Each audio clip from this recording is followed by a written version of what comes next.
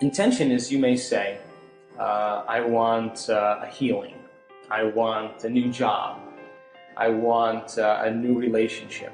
Now, the moment you ask the question, the what if question, what would it be like to be in love? What would it be like to have a new job? What would it be like to be in a new relationship, to do whatever, to be healed? The moment you ask that question, the part of your brain called the frontal lobe, which is the crowning achievement of the human being, 40% of your brain is the frontal lobe. It's the workshop. It's the creative center. The frontal lobe has connections to all other parts of your brain.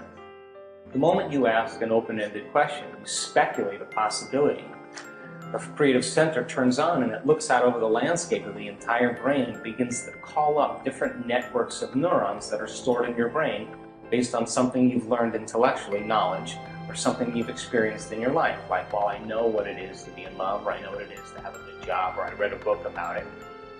And it begins to call up these different networks of neurons, and then it seamlessly pieces them together to create a new idea, a new vision. And when you put all those networks together and they fire in tandem, you'll get a clear picture in your mind. And that clear picture is called intention. Now,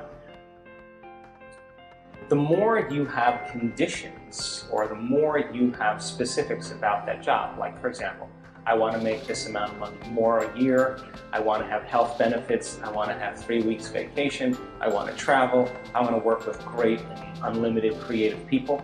That all is the elements that help to add to that vision. Now, the picture you get in your mind could be the word job, or it could be just an image that's personal to you. But the image then represents all of those conditions. So you can have several conditions that make up your intention. But the intention typically is a symbol. Like, you may see a retreat center that you may want to start and you have a picture of it.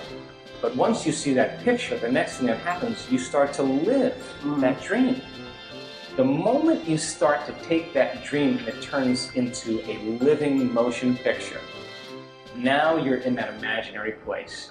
What happens is, the moment it starts taking on form and it starts taking on time, you start to experience it and all the things you're going to do, you're actually living in that future, and your brain does not know the difference between the actual event that takes place in your life and what you're imagining in your mind. We call it mental rehearsal in my work, but you're literally rewiring yourself to the future. Now your brain is no longer a record of the past. It's now, in fact, a map to the future. Now, most people stop at this level, but there's another level.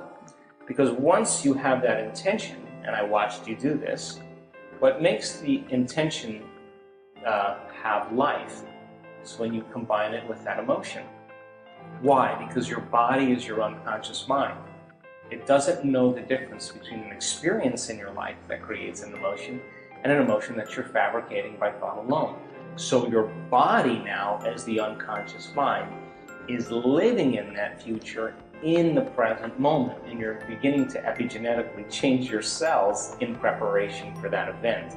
So then, here's the condition, the caveat.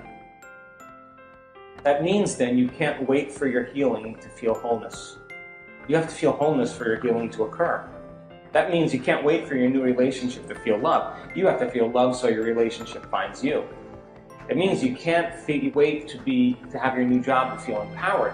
You have to be empowered by the thought of your new job.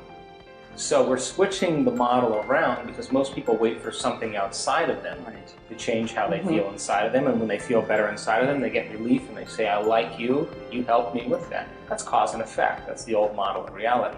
What we're talking about here in the quantum model is cause and effect, which means then you are going to have to change how you think and how you feel before the experience occurs in order for the event to find you.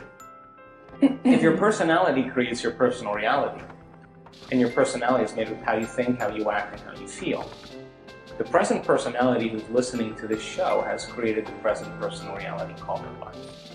So if they wanted to create a new personal reality, a new life, they would have to start thinking about what they were thinking about and change it. Starting to become conscious of their unconscious habits and behaviors and modify them. Now here's the key. They have to look at the emotions that they've memorized that keep them anchored to the past and decide if those emotions belong in their future. So most people try to create a new personal reality as the same personality. It doesn't work. In other words, a wealthy person doesn't feel lack. You can't bring lack into your future. You know, a sick person doesn't feel desperation. They feel wholeness. And so then, by re-identifying with the future, and then instead of your past, present reality, is a very easy conversation to have. But actually doing it requires a tremendous amount of awareness. That awareness means then that you have to stay conscious and pay attention to who you're being all the time. And you can't let any thought slip by your awareness that's going to cause you to return back to the old self. You can't begin to react emotionally to people and things in your life that cause you to feel like the old self. You can't talk and complain and blame and make excuses or go back to old habits and expect your future to show up. You have to maintain that state for a period of time so that your body catches up, because the body and brain live in the past. So it takes a certain amount of repetition, a certain amount of consciousness, a certain amount of will to finally arrive there. And I'm happy to say that it's possible. Well, number one, fill your brain with knowledge. Turn the TV off. Sit down and read a book or watch a video that's going to inspire you. Knowledge is the precursor to experience. The more knowledge you have, the more prepared you are for the event. And when you start losing track of your vision, it's because more than likely you're emotional. Because the moment you feel emotional, you can't see the future because you're looking at your future through the lens of the past. Get up in the morning, get out of bed, and take time for your precious self. You and I are a work in progress. And if we are not changing our brain and body in some way, priming it for the future, we're going to be very predictable the rest of the day. We're going to be in our past. Take time for yourself every morning and ask yourself a simple question. One day, one lifetime, what is the greatest expression of myself I can be today? How would a great person think? How would they act? How would they feel? Can I teach my body emotionally how that future person is going to feel now? And make the deal with yourself that you're not going to get up from your meditation until you feel differently. If you do, get up and maintain that modified state of mind and body your entire day, independent of any person, anything, or experience in your life, independent of any emotional addiction or habit in your body, and independent of time. And if you can, get ready, because something unusual is going to happen in your life. That's the law. And so when synchronicities and serendipities and coincidences begin to happen in your life, unexpected events like balloons showing up in windows to remind you that the divine is present, that's an indicator that you are literally now in a dance in this world between your free will consciousness and this consciousness that's controlling all of this. And when your consciousness every day merges with that consciousness, why not be bold enough to say to the Creator, hey, Creator, I took time out of my busy day to emulate you.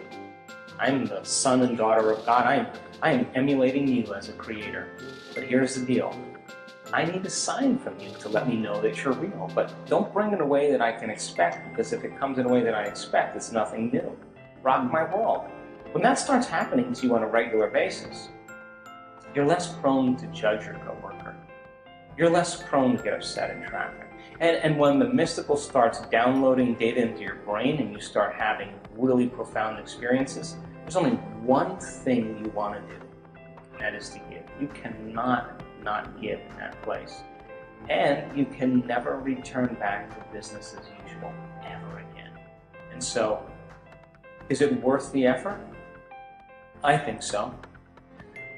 We now know that when you're analyzing your life within some emotion that's bothering you, you will make your brain worse every time, because it's those very emotions that drive your brain further into higher and more aroused states. And since the emotion is a record of the past, the person's basically thinking in the past. They can't resolve the problem from the past. When they get beyond that emotion, that's when they begin to see the answer that they've been looking for themselves. We know that We also know that when people are living with their attention on things and objects and people, and they're living by the hormones of stress, and they're obsessing about time and obsessing about their bodies, that they have very little effects or changes in their brain. We also know that when a person gets to the place where there are no body, no one, no thing, no where, and no time, that's the moment they literally are pure consciousness. Now, consciousness is what changes the brain. The brain never changes the brain. The program never changes the program. The personality never changes the personality. The ego never changes the ego. Matter never changes matter. It's only when a person becomes pure consciousness that consciousness with that energy is the epiphenomenon of matter. And so when people reach this elegant state where they disconnect from their body, that's when they can heal their body. When they forget about their life, that's when they can change their life. When they get beyond all of their elements that they identify with, that's the moment where they can begin to change their life or create some new time.